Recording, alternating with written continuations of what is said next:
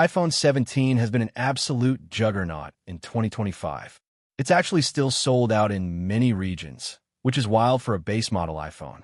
People are loving that 120Hz promotion display, the dual 48MP cameras, and that clever new front-facing sensor that handles portrait or landscape shots automatically. But with the 17 doing so well, everyone is asking, what's next for the iPhone 18? Today, we're diving into the biggest leaks we've seen so far. The biggest curveball is the release date. Forget September 2026. Rumors suggest Apple is moving the iPhone 18 launch to spring 2027. This would be the longest gap between standard iPhone updates ever. Why? Apple likely wants a two-tier release cycle, similar to Samsung.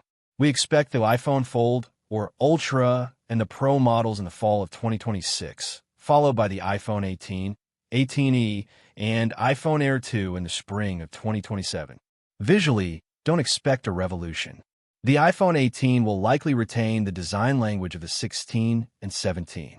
However, the chassis might get about 0.5 millimeters thicker. While that sounds small, it's a big win for battery life, allowing Apple to squeeze in a larger cell. Under the hood, the A20 chip is the star. It's rumored to be built on a 2nm process, which means massive efficiency gains and faster speeds. We're also expecting Apple's in-house C2 communication chip. This replaces the Qualcomm modems found in current models, further optimizing power consumption for 5G connectivity. One of the coolest leaks is 5G via satellite.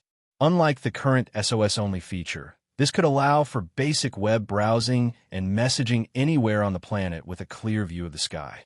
As for the display, while the pros might get under-screen FaceID, the standard iPhone 18 will likely see a shrunk-down dynamic island, potentially a third smaller than the current version. Good news for multitaskers. The iPhone 18 is finally expected to jump to 12 gigabytes of RAM, matching the Pro models to better handle future Apple Intelligence features. Lastly, the camera control button is getting a redesign to make it less prone to accidental presses, a major pain point for users today.